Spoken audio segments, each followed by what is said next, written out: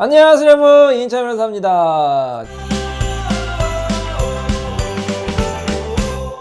홍 이사님 잘 계셨어요? 네, 안녕하세요 변호사님. 네, 이제 2022년이 이제 왔는데 새해 복 많이 받으시고 좀 늦었지만 홍 이사님은 뭐 올해 뭐 각오 같은 게 있어요? 올해는 공부를 좀 열심히 하려고 합니다. 공부요? 네. 그래 여러분, 도전 여러분이 아름답습니다. 뭐 자격증도 좋고 진학도 좋고 아니면 뭐 투자도 좋고 여러분이 이제 올해 여러분 다 모두 소원 성취하시기 바랍니다. 자, 오늘 사건 이제 또 말씀드릴 텐데 맞아요, 여러분 꼭 아시죠? 구독과 좋아요 꼭 부탁드리겠습니다. 자, 오늘도 이제 성공적으로 잘 끝난 사건에 대해서 말씀드리도록 하겠습니다. 이인찬 변호사의 성공 사건 시작합니다. 자, 오늘 어떤 사건인가요? 네, 오늘의 사건 소개해드리겠습니다. 네. 지방법원 사건이고요. 네. 저희 사무실에 오신 분은 아내분이십니다. 네. 소송을 먼저 시작하셨어요. 원고십니다. 네. 사건 내용은 다음과 같습니다. 네. 원고와 상대방은 중령의 부부였는데요. 네. 상대방은 아주 재산이 많은 재력가였습니다. 네.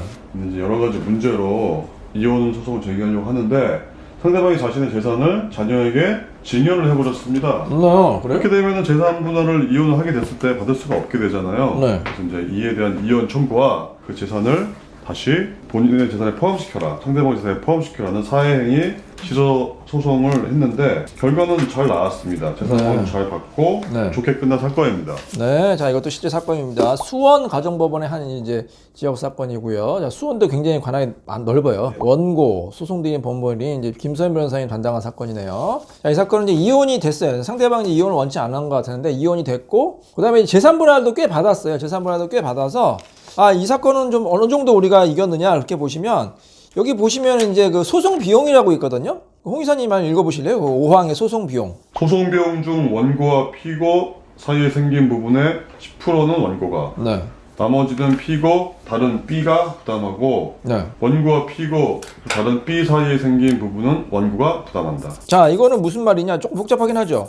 이게 좀 애매한 경우에 누가 사건 이겼는지 저는 이제 소송 비용을 보면 된다. 소송 비용은 패소자 부담 아닙니까? 그러니까 만약에 원고가 전부 다 이겼으면 어떻게 된다? 소송 비용은 피고가 부담한다. 반대로 피고가 전부 승소했으면 소송 비용 원고가 부담한다. 그러니까 상대방이 부담하면 내가 이겼다 이렇게 보시면 되는 거예요. 근데 이제 이혼 사건은 뭐 전부 승소, 전부 패소도 있겠지만 일부 승소, 일부 패소도 있단 말이에요. 그럼 내가 어느 정도 이겼나 궁금한 이 소송 비용 보면 알 수가 있어요. 자, 소송 비용은 이 비율로 하는 거죠. 그러니까 많이 이긴 사람이 소송 비용을 적게 부담하고 좀 소송이 잘못 끝난 사람이 소송 비용을 많이 부담해야겠죠. 그러니까 뭐 100대 0이 될 수도 있고 90대 10이 될 수도 있는 거예요. 근데 이 사건은 어떻게 된다? 10%는 원고가 우리 의뢰인 아닙니까? 90%는 피고가. 그럼 누가 얼마큼 이겼다는 거예요? 우리가 90% 이긴 거죠. 그렇죠. 그렇게 해석할 수가 있는 거예요.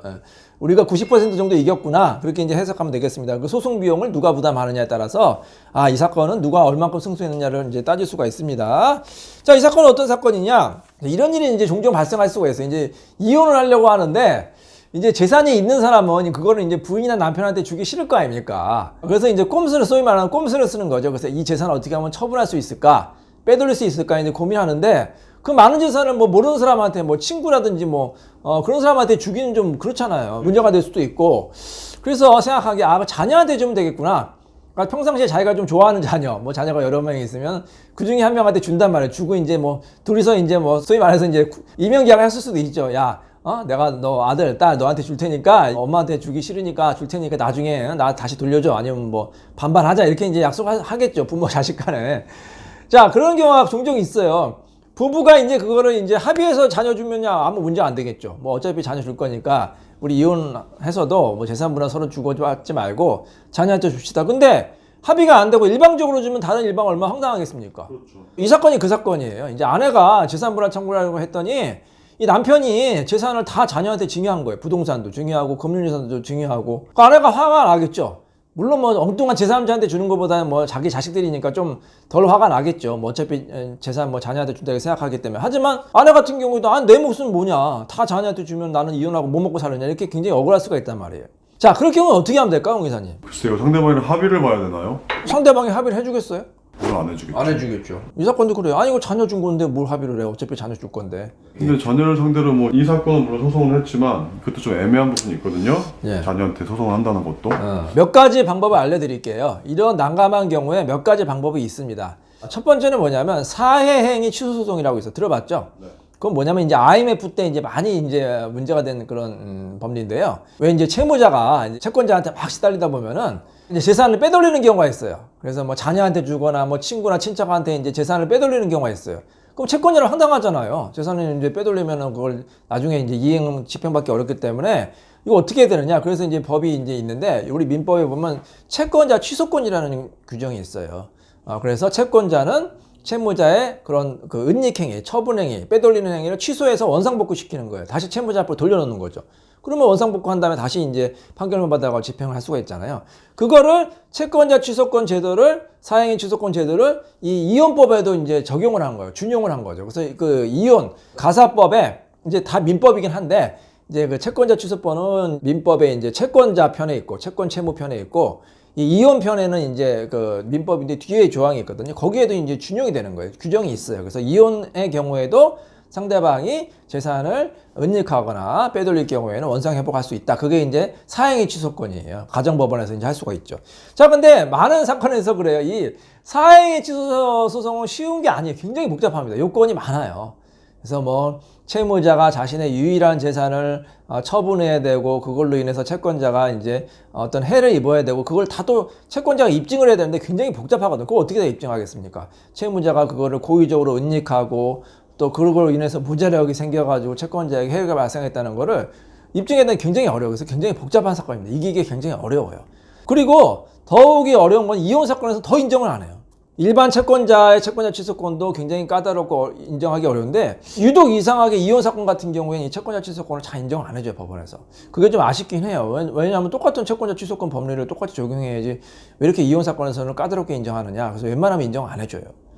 그래서 뭐 자녀 상대로 사행위 취소 소송을 해도 굉장히 그거는 자녀 상대로는 이기기 어렵다.